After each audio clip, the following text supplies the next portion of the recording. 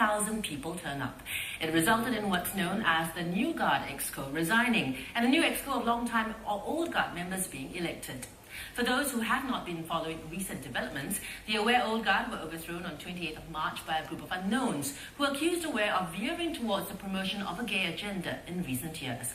Just 2 weeks ago, New Guard member, former Aware President Josie Lau and committee member Maureen Ong were on this show and gave their first interview.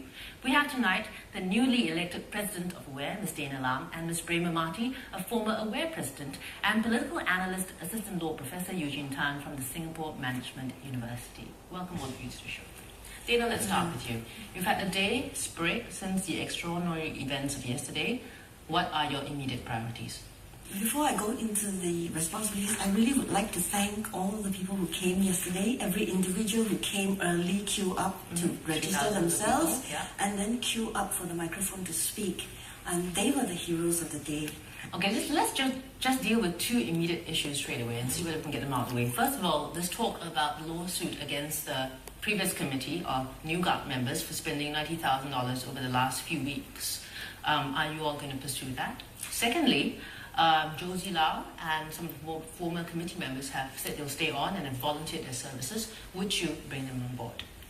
First of all, I'd like to say that Josie really conducted herself very well yesterday under such a lot of criticism. She was very calm and collected.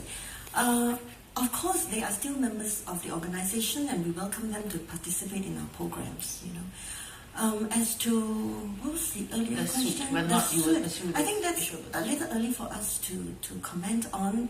The information that we got were got on the spur of the moment, you know, they were answering questions. I think we really have to go into the office and look at what actually has been going on before we make a decision.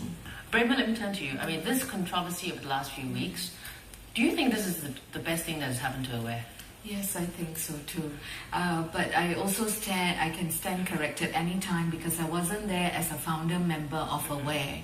And that fervor and all that you only hear from the founder members, and it also sounds like a huge momentous occasion for them.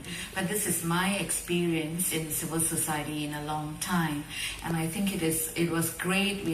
It's exhilarating and we are still recovering. I mean, today you wake up, the email is full, the SMSs are plenty, and people are also excited. And I think this is the best thing that has happened, I think, at least I can say quite safely, maybe in the last 15 years in Singapore, where getting people to come up and, you know, say, I care enough, I will queue, as Dana said, as early as possible, and I will come to make that choice count. Both sides. Eugene, what's your take on this? I think it brought the good as well as the bad out of civil society. I think, you know, for a long time we've not seen the sort of activism, the advocacy, the contestation, the mobilization. So I think it did excite, you know, many Singaporeans, you know, the sort of debate that went on, the sort of mudslinging and all. But I think in the end, both camps, you know, their views were known. It brought many issues to the public eye. And I think that's important because these are issues that deserve to be debated, to be discussed, and I think that's all the good for civil society. And of course, it brought, you know, issues about, you know, the extent to which religion, you know, should encroach into the public square, you know, and I think that certainly, you know, got Singaporeans exercise, you know, about the sort of, you know, what sort of norms, you know, should we have. Were you surprised by the extent of public reaction? I mean, we were talking about issues which usually are considered taboo in society. You're talking about homosexuality, sexual education, we're talking about, as you said, religious organizations and role of churches. Do you all think that this open discussion and that outpouring of support, I mean, what does it say about Singapore society? For me, I think it reflects a gradual maturing of Singapore society. I think, you know, the views, you always have the extreme views, people who are for, you know, or against a particular idea, cause, motivation. Right, but I think it's better for these sort of differences to be aired, to be discussed, to be debated, to be contested, you know, rather than for them to sit in each corner festering, right? Because I think in the end, you know, no one gets enlightened in the process. So I think in the end, you know, we get a better understanding, and hopefully, you know, we all have the maturity, the wisdom, right? You know, to recognize that there are differences and that we ought to live with these differences because it's a very complex society.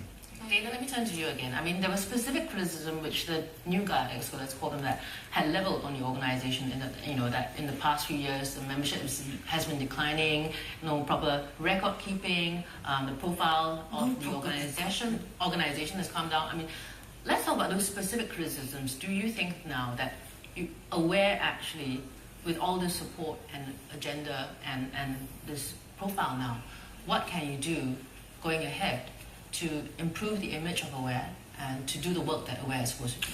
I think I have to correct their impression because it has, in the past years, it has sometimes been very lonely working at AWARE because it has always been difficult to get busy people to give us the time for research, and advocacy is not a very popular kind of thing to do.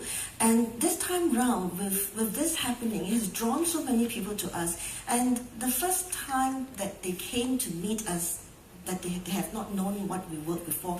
And when we did our presentation to them about what the kind of work that we've been doing, they were all floored by the amount of work that AWARE has been doing. So I'm hoping that the challenge for the future really is to be able to draw them in, to continue to work on whatever issues are still continuing, and also to find out from them what are the issues that they face in their lives and they think that they can bring into AWARE for us to address.